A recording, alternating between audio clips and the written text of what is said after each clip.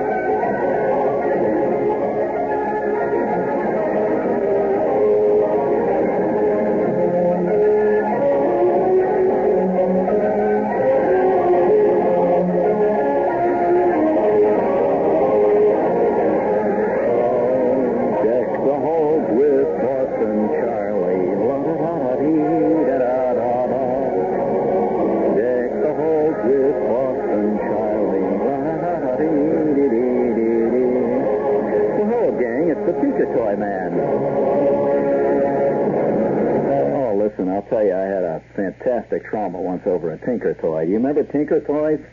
Ridiculous. I mean, you know what they are. There's little wooden sticks, like.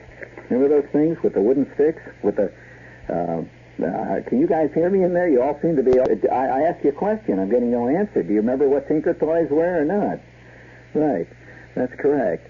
Well, I mean, for at least 8 months when I was about 10, I was deep in my erector set phase. Now, you know what the erector set is. You know, this little, it's like little I-beams and stuff that you put together with bolts. And there was an ad in the paper that really sucked me in. I wonder how many kids are really sucked in by great ads for toys. Have you ever seen those ads on TV where they photograph little plastic toys from tabletop level, and they all look like A.J. Foyt is driving them? And you actually see it. It's a little crummy piece of plastic, and it hardly goes. Well, of course, you learn about these things when you're a kid, very early in the game. You begin to develop the it's only an ad theory. And there was an ad in a paper. I was about 9 or 10, something like that, just before Christmas. And the only reason I'm telling you this is because if you wonder how Scrooge got to be the way Scrooge is, you remember Scrooge? Remember old Scrooge? Remember him walking around there? What was his first name? I'll give you a brass figurine with bronze oak leaf palm if you can tell me what his first name was. And the first person that calls up and says, Hezekiah, is going to get hit over the head with my heat kit here. What? Well, that's close.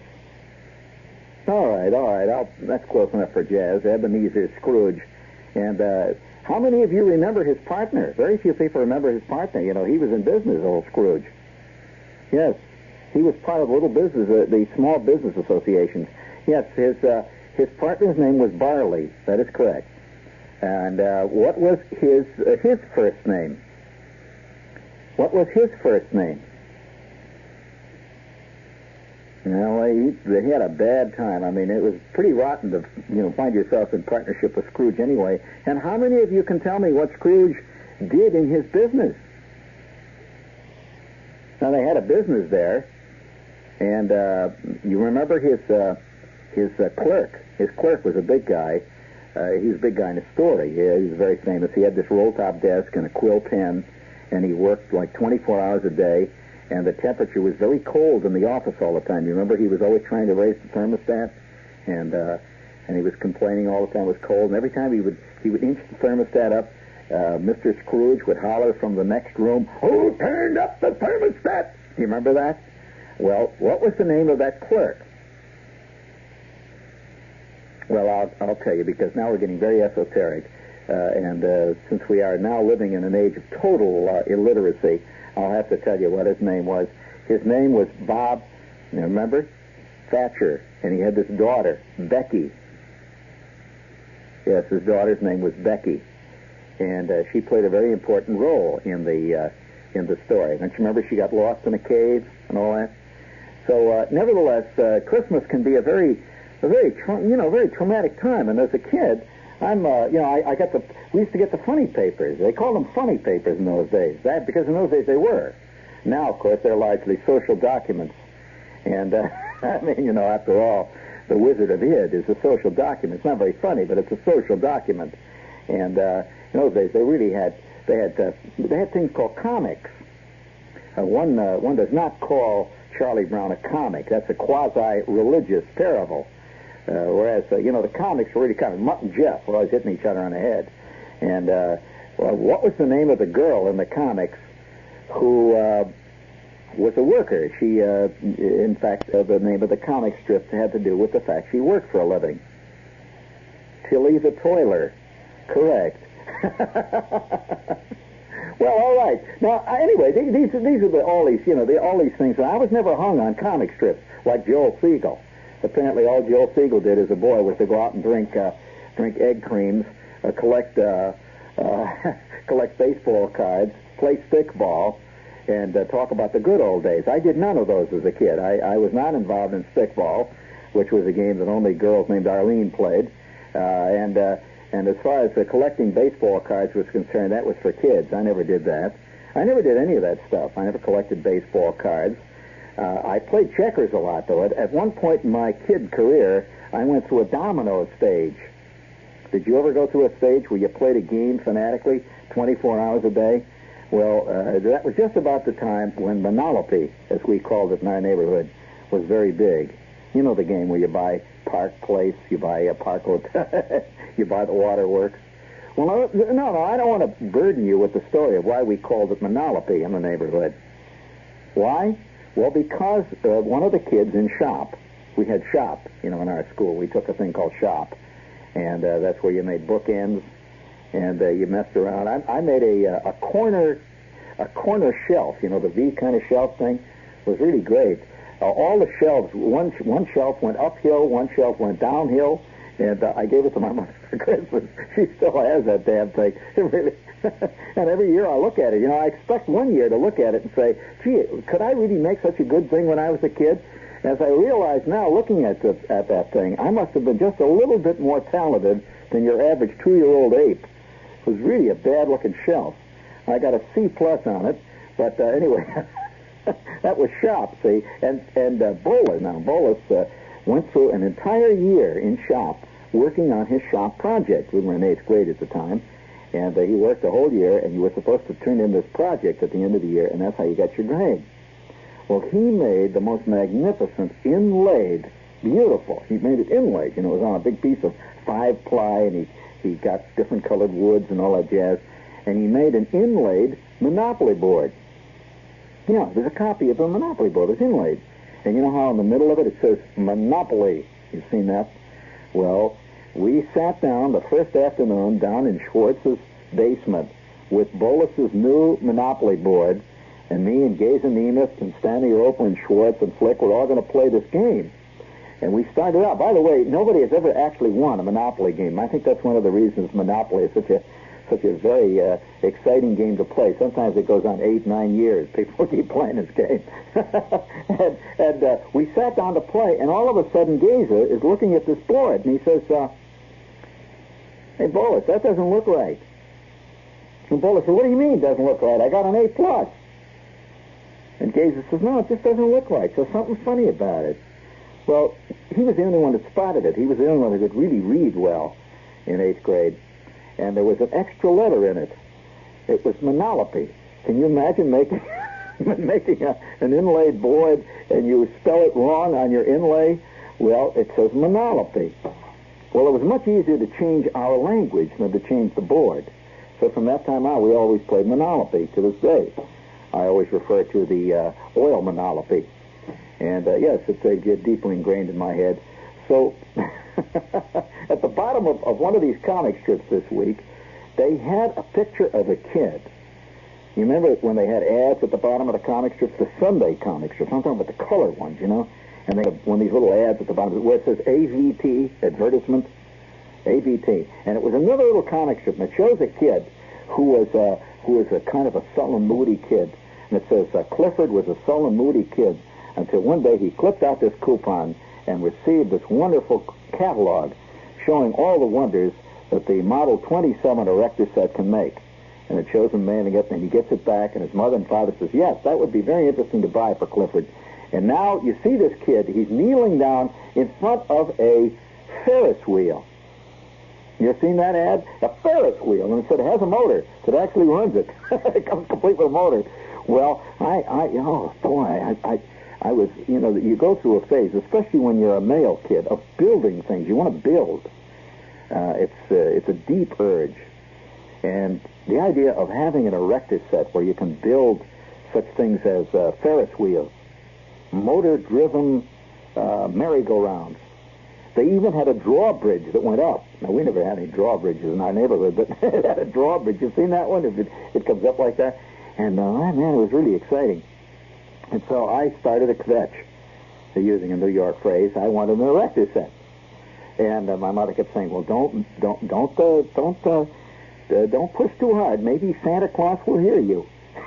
Don't, you know, I want to make sure Santa Claus heard me. So I kept working away at this thing, hoping Santa Claus would hear me. And finally, Christmas came.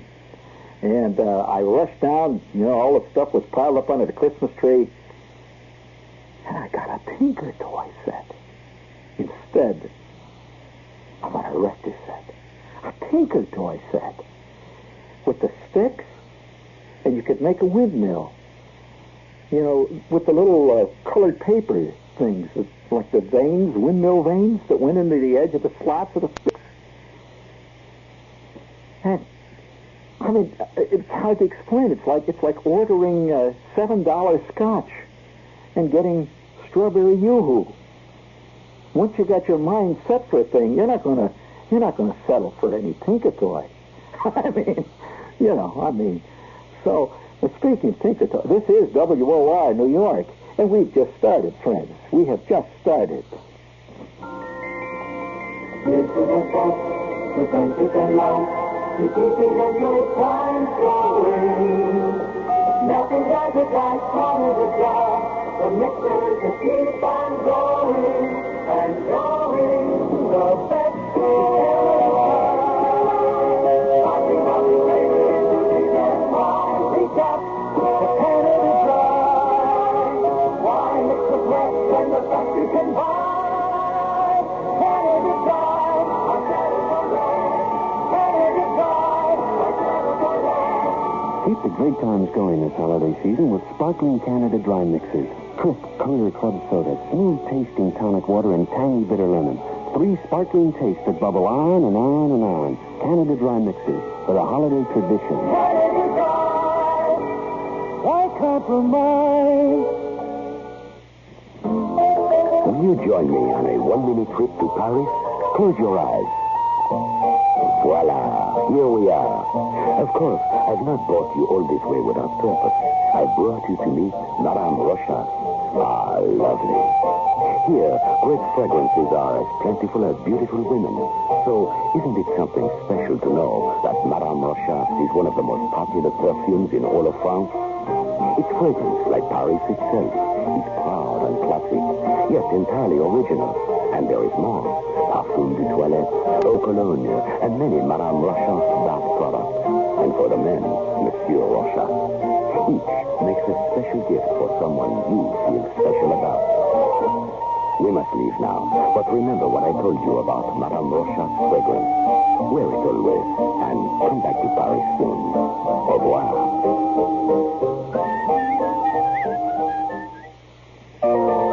Happy holidays. Woman's Day. To help you celebrate, we're featuring a special bonus in our January issue.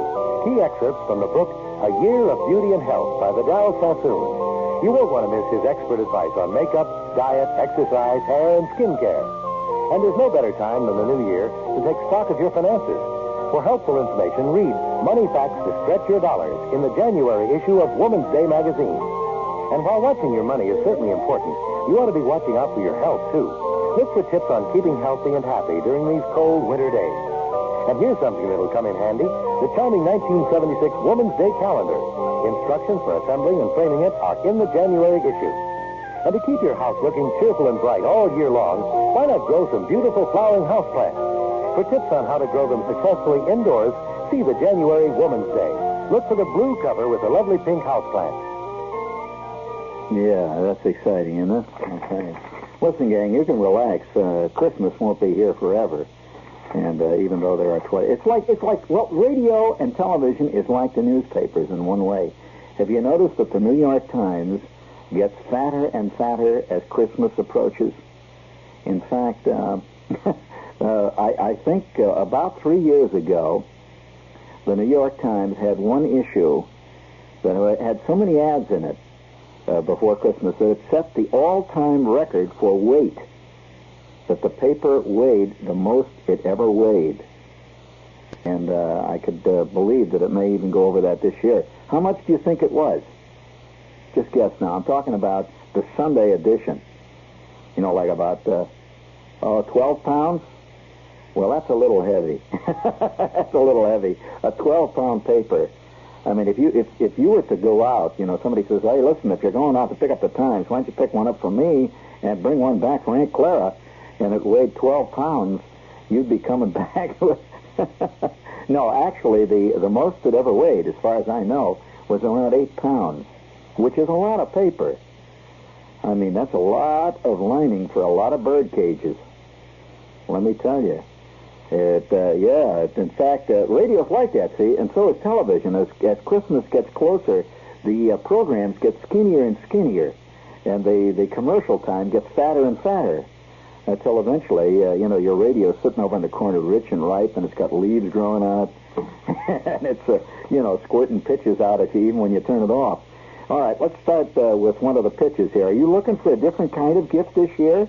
Huh? Well, there's a massage parlor down the street that's offering... No, that's another one. This is... are you looking for a different kind of gift this year? Forget the ties. Yeah, did you know... Oh, listen, I got to report this. Wait a minute, I got to report this. I want this to be put down in our vast file of trivia so that 1,000 years from now, they'll know what it was like. I'm walking along 6th Avenue just the other day, and there's millions of people out, Christmas shopping, pre-Christmas shopping. They got all kinds of Bonwood teller bags and stuff, and I'm walking along 6th Avenue, and this guy is standing on the corner. It's about 48th and 6th, and he's handing out little brochures as you walk along.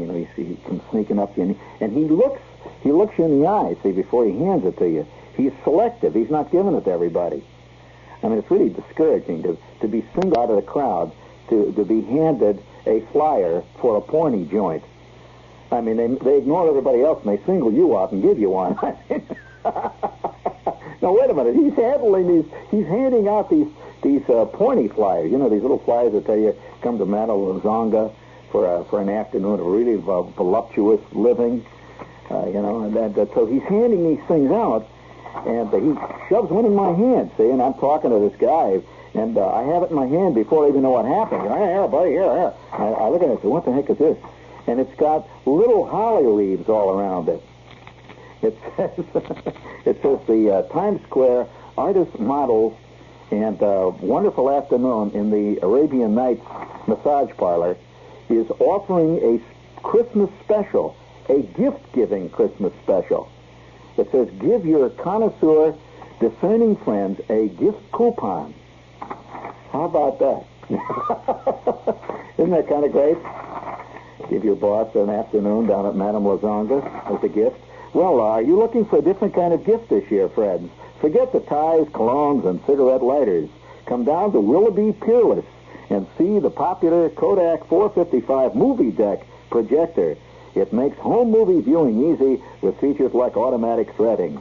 I can remember Miss Bonner standing in the back of our 8th grade class with the projector piling film up around her feet. And, instant rerun and dual 8 projection capability. The manufacturer's suggested list is $199.50. At Willoughby Peerless, you pay only $148.50. So much for the manufacturer. And you get a special rebate direct from Kodak. What a way to say a Merry Christmas. These days, people everywhere are asking for Fuzzy Battaglia. Signore, I want some more pasta in Caprio. Fuzzy Battaglia is a crisp, cool, white wine sensation imported from Italy. Oh, waiter, we'll have a bottle of the fussy butter.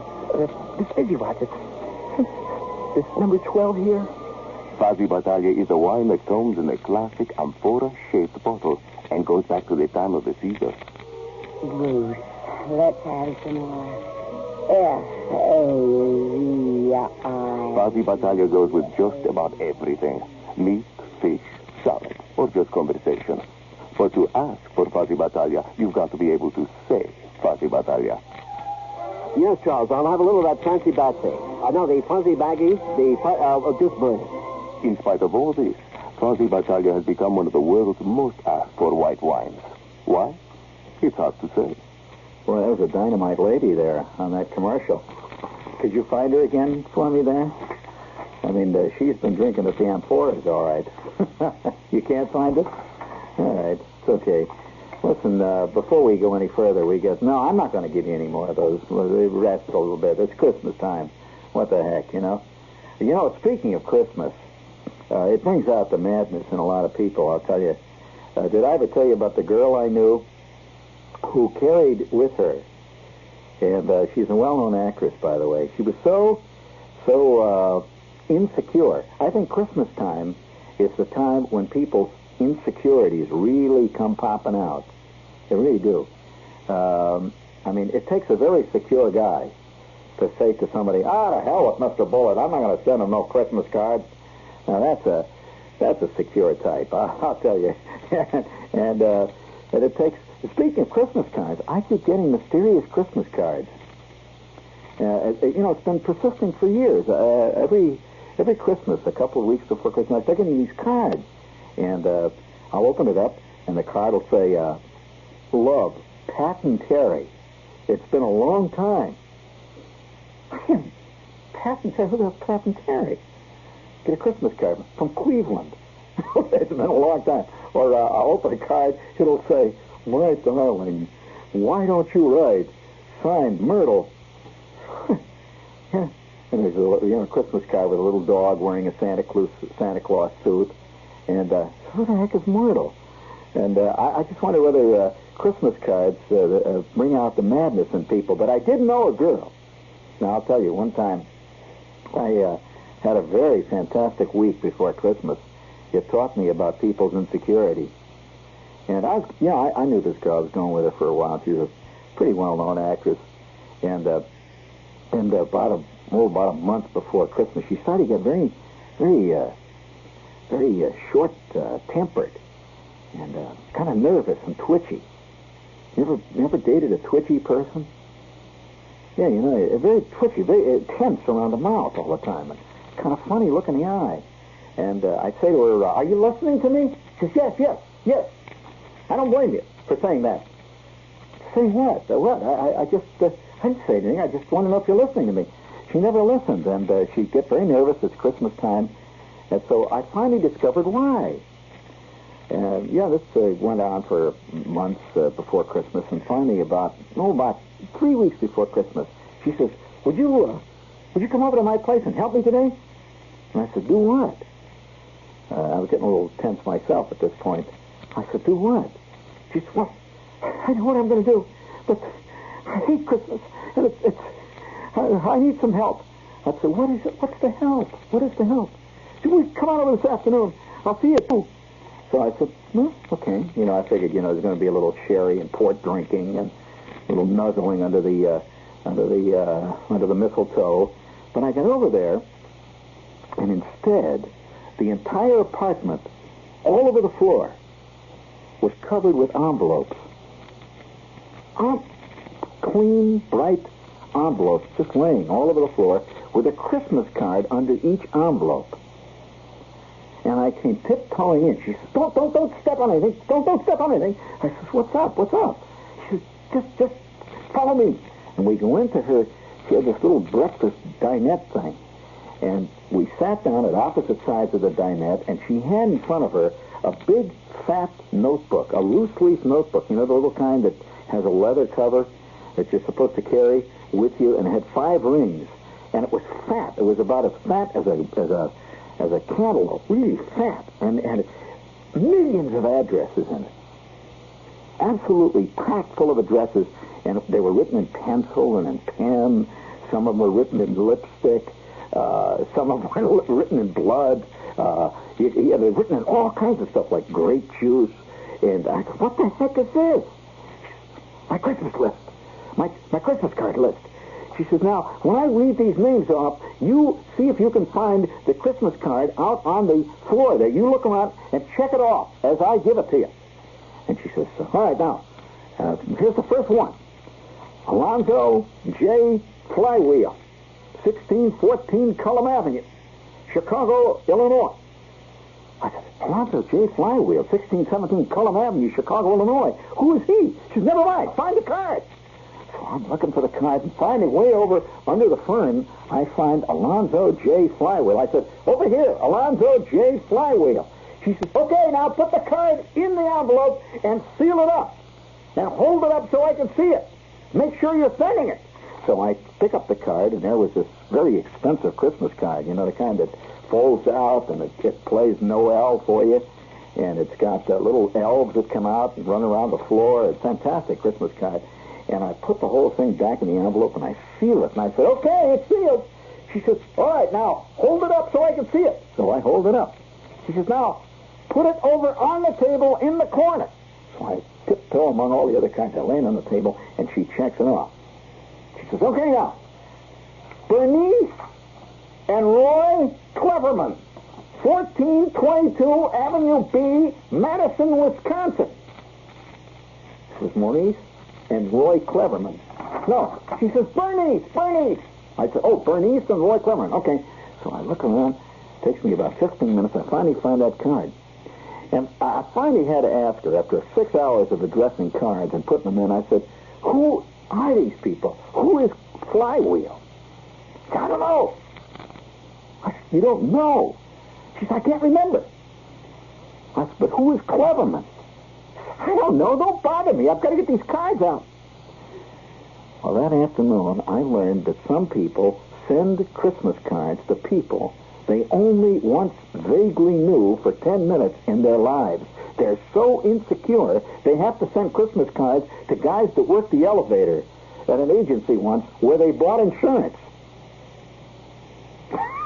She sent out 12,000 Christmas cards a day for at least 5 days. She must have sent out 100,000 cards. And out of the whole crowd, she probably knew 4 of the people.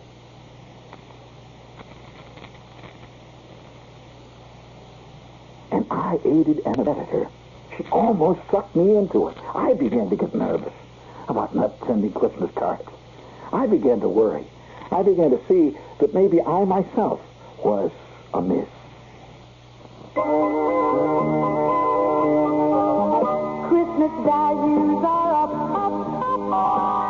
Christmas prices are down. That's why I'll be shopping for my Christmas shopping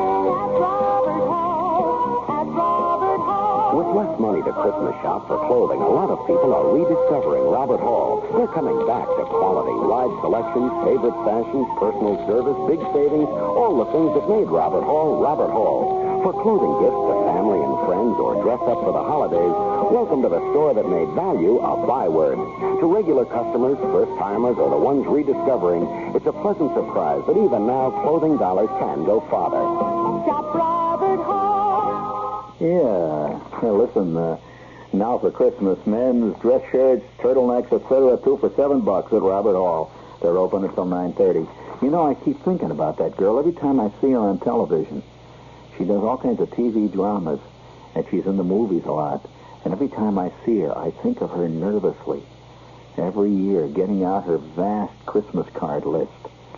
And, yeah, she sent them to people like once she knew this doorman. and it wasn't even a doorman in her building. He was in the building down the street, and she used to walk past the building. She said, you never know, and I might live there. And said, oh, insecurity, thy name is, oh, wow.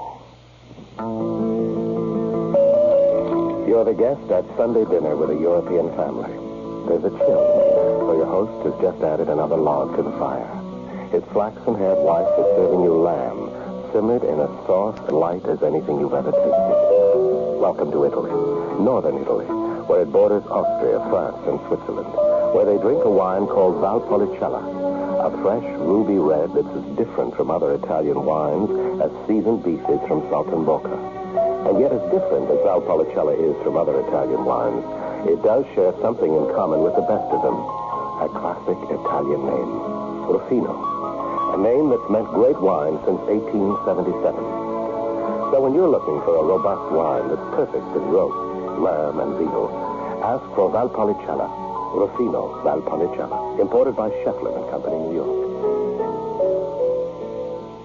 What's a country fresh flavor like Nuco doing in a city like New York? Nuco's bringing country to the city.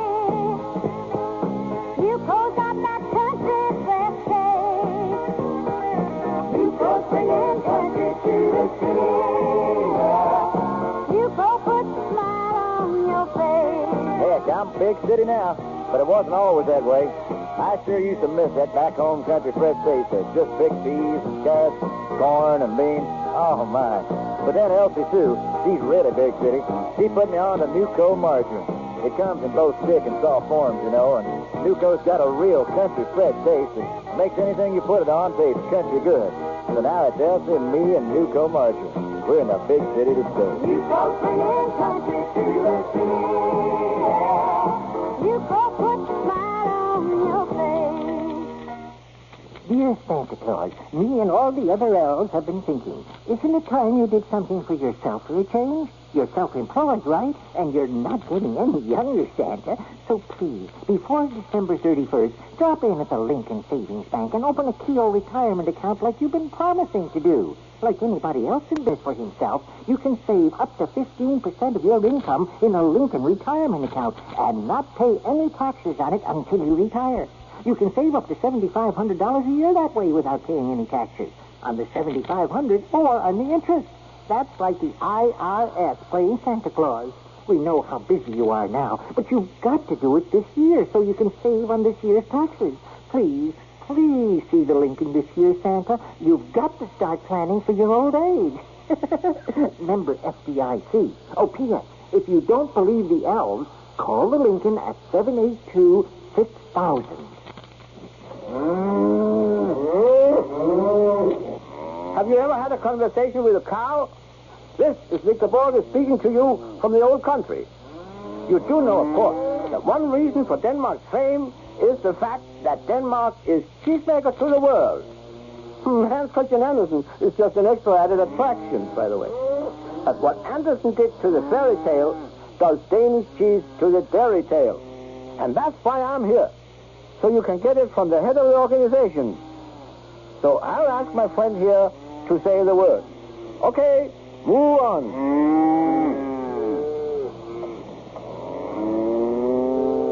She said, charm your chums, choose cheese for chow, but be sure it's made from a Danish cow.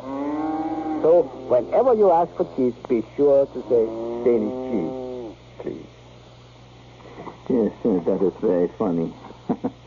Let's see here. Speaking of unconscious humor, Gannett Westchester newspapers. Starting Wednesday, a comprehensive look at one of the world's largest corporations, IBM. And in Westchester, it seems that around every corner, almost, there is an IBM office. And so they're starting a big 3-part piece on how many people out in that county work for IBM, and et cetera, et cetera, et cetera. It says, you'll be overwhelmed to discover IBM's vast county land holdings and the percentage of Westchesterites working for them. Working for the holdings or IBM? I don't know. But nevertheless, Gannett Westchester newspapers. And they deliver it home, area 914-694-1313. Okay? One more, huh? All right, let's hit it. The holidays are here, and buying a turkey at a meat counter is perfectly acceptable. But buying a turkey at a wine counter is not. Again, this holiday, millions of Americans who are not regular wine drinkers will stand terrified before the wine rack, wondering how to avoid a mistake. French wines are the greatest wines, of course, but what a jungle is French wine. Thousands of chateaux, hundreds of shippers, a dozen vintages, perhaps 1 million bottles of wine from which to select what? To avoid error, select Grand Marque. Grand Marque is a fine, vintage French Bordeaux, consistent year to year. There's a large gold seal on the label that makes it easy to spot. And the name is easy to say. It's the only French you have to know. There's a red and a white, and both go wonderfully with a Christmas feast. Grand Marque. Very good insurance that your holiday fowl will end up on your plate and not in your glass. A product of France, imported by Munson Shaw, New York. You know, one of the great things about Christmas is that it brings out a lot of symbolic stuff in our society. And if you watch television, you can really see it happening. All kinds of wild stuff being advertised that you never see advertised at any other time of the year. And in fact, you don't even see the product at any other time of the year. Have you seen those things that are made especially for gift giving? Well, now, wait a minute. How many times do you see a combination vegetable slicer, potato masher, cabbage shredder, razor sharpener, fish hook remover, and shoe polisher all in one machine, in one plastic machine called the multiple daisy handy dandy do-it-all machine? How many times you've ever seen those things, say like in July? I mean, they don't slice vegetables in July. They only slice vegetables 2 weeks before Christmas. And about 3 days after Christmas, when the guy's, he's trying it out, and he slices the tomatoes, and he discovers he sliced half his thumb into the Caesar salad. And but you've seen those machines. Well, those are called Christmas gift items. They have nothing to do with real life. And I think that one day, like maybe 50 or 100 years from now, when people are collecting trivia of our time, and they will be, they really will be. If you've ever gone to a flea circus or flea market, and people collect stuff of 50 years ago, and they can't even tell half of the time what it is. A friend of mine got me a gift here a couple of years ago of some kind of a funny thing made out of iron and brass with legs on it and with knobs on the side, and it's threaded. You see, you can move it up and down, and nobody knows what it is. He says it's about 50 years old, but nobody knows what it did. And I personally, from the looks of it, I think it was used by the Al Capone mob to get information. It's very handy. In fact, the clamp on it just fits the wrist. And if you move the big wheel on the top, boy, you can get any information you want. It really squishes down. I mean, it was... Anyway, what I'm getting at here is there's a lot of stuff around today that 50 years from now, people are going to be collecting. They'll say, geez, weren't those colorful people back in 1975 and 1976? Those people really lived an interesting life. I don't know what this thing is, but it has a lot of style. And they'll hang it on the wall and they'll light it. For example, have you seen those things they're advertising on television that inject studs in blue jeans to make, beautiful designs, so-called? Can you imagine 50 years from now they'll try to figure out what the hell that is? Or even what a blue jean was? And, it's a blue jean decorator back in the days when they wore blue jeans back in those days. Or do you think that 50 years from now they're still going to be wearing them? Forget it, friend. No, that's one of the great illusions in mankind. He always thinks that the way he lives now is the way people are always going to live. It just doesn't work that way in real life. And how about that one? Then there's another machine on television these days that's being advertised just before TV, just before TV celebrates Christmas. It's a machine that apparently makes some kind of a wild, strange-looking doily. And it has a handle. You go, chickum, chickum, chickum, chickum, chickum, chickum, and you feed different colored yarns into it. Chickum, chickum, chickum, chickum, chickum. And you make, as the announcer says, makes beautiful $50 wall hangings. Chickum, chickum. Even Grandma can use it because it doesn't require any difficult finger work. Chikung, chikung, chikung.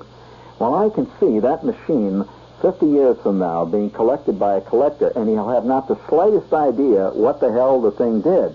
As a matter of fact, I think that by March, if you get one for Christmas now, you won't be able to remember what it did. You just go chikung, chikung, chikung, and you make a picture of an owl. You hang it on your wall. Well, those machines, I've never really known anybody except one person who actually bought them, who couldn't help it. In fact, I knew this lady, and there was a kind of a sad story. She said, I don't know. She says, I hate Christmas time. And I said, well, why is that? Why, Mrs. Twigley? She says, well, I just hate Christmas time. She says, Charles just can't help himself. He has to buy all that stuff that's on television. She says, I have 7 different automatic electrical transistorized can openers now. She says, I have 4 different types of machine which make doilies. I have one that makes colorful loomed rugs. And she says, I wonder how many people are going to get a loom for Christmas, which they will use for 3.5 minutes on Christmas Eve and never look at again. Do you remember a few years ago when everybody was going through the power-driven carving knife craze? When there were power-driven carving knives? And everybody... In fact, I even know a guy that got a power-driven fork. Yes, they made a fork that was power-driven. It says it saves time eating. But you realize if you have a power-driven fork, that thing shovels that stuff off quicker than they can give it to you. And he got this power-driven fork. It runs off of 2 Ken-Lite batteries. It comes in 7 decorator shades with an imitation bone handle carved by the Eskimos of Lapland. It's beautiful. And he tried this thing. The only trouble is it vibrated so that it got away from him twice. Once chased his aunt right down the stairs. It just went off, you know. But you can get all kinds of great stuff. And Christmas, friends, is the time when it all sneaks out. You know that one of the most important studies in the ancient world, the archaeological world, is the study of the gifts of the ancients. And yes, they have discovered many gifts that were given by people to the departed loved one in Egypt, the deceased. And the gift talks about the hopes and the aspirations of the people of the time. You know, a little boat supposed to carry him forever down to the river Styx or something. Well, I think our gifts show the same thing. The aspirations of our time. To have a machine that carves the ham for you. And to have a machine that makes your blue jeans into a thing of beauty, which is a joke for the start. But I wonder how many... Well, I don't want to get into that. Wait a minute. Just a minute now. Under my desk is something that I had never used that was given to me. It was a lapidary set. Make your own jewels. It was terrible, but you make your own jewels. Just retire to the country. Very big money. Oh, wow. This is WOR New York. Stay tuned for In the Conversation.